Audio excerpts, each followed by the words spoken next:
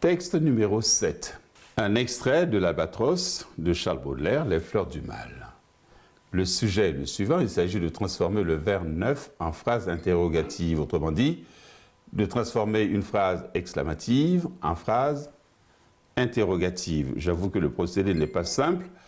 Toutefois, on peut retenir deux propositions possibles. D'une part, en gardant la phrase dans sa forme déclarative, forme à laquelle on rajoute simplement un point d'interrogation. En effet, on peut obtenir une question en partant de la phrase déclarative à laquelle on adjoint simplement le point d'interrogation. Par exemple, tu pars, point, tu pars, point d'interrogation. Vous voyez que structurellement, la phrase ne change pas, seule la ponctuation la transforme.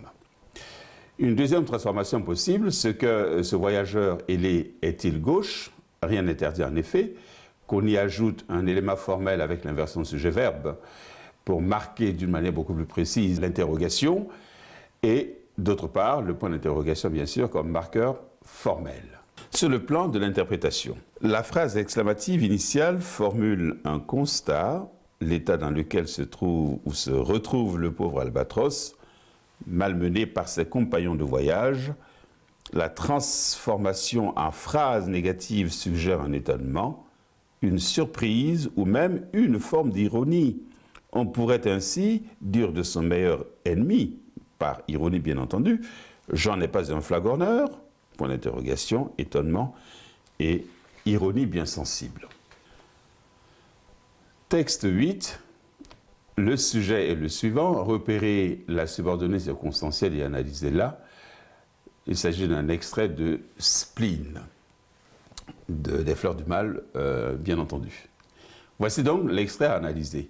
Quand la pluie étalant ses immenses traînées, d'une vaste prison imite les barreaux, et qu'un peuple muet d'infâmes araignées vient tendre ses filets au fond de nos cerveaux, des cloches tout à coup sautent avec furie.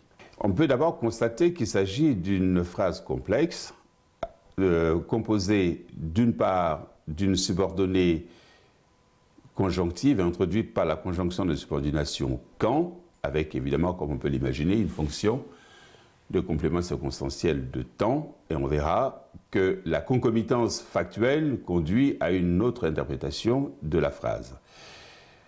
C'est une première phrase, une première subordonnée introduite par quand, mais si on continue la lecture de la phrase, on note la présence d'une conjonction QU apostrophe. Sur le plan grammatical, on pourrait parler d'une anaphore de la même conjonction quand, réduit par élusion à que. On dispose par conséquent de deux propositions subordonnées conjonctives juxtaposées dont dépendent la proposition principale qui serait la suivante. Des cloches, tout à coup, sautent avec furie. De l'interprétation à présent. Ici encore, c'est le procédé de l'anastrophe qui est employé. Les deux subordonnées conjonctives juxtaposées précèdent la principale. Ce choix renforcé par l'anaphore, Q qui représente la conjonction que, a pour visée de camper un contexte temporel qui établit une relation causale. En effet, c'est lorsque la pluie imite une prison que les cloches sautent. La relation causale révèle de fait le sort du poète.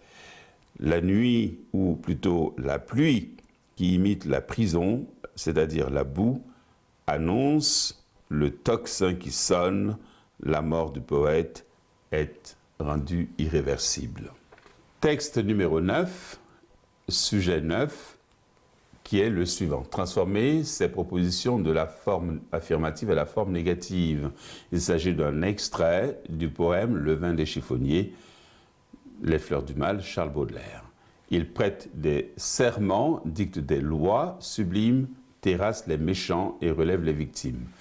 Comment parvenir à transformer la phrase en phrase négative? Deux choses sont obligatoires. D'une part, la présence évidemment des marqueurs de la négation. Là, la négation totale s'impose, on verra pour quelle raison. Il ne prête pas de serment, ne dicte pas de loi sublime, ne terrasse pas les méchants, ne relève pas les victimes.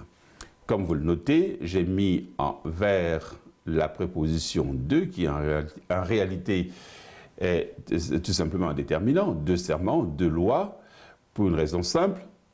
Si nous remplaçons de par des, il ne prête pas des serments. Cela peut laisser supposer que s'il ne prête pas des serments, il prête autre chose.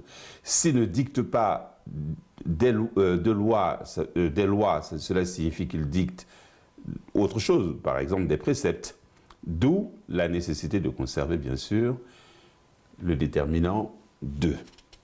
Sur le plan de l'interprétation, comme on a pu le constater, la négation modifie en profondeur le portrait du chiffonnier. On passe d'un personnage rebelle, justicier et même démiurge, avec la phrase affirmative, à un pauvre air, un quidam, sans épaisseur, dans la phrase négative.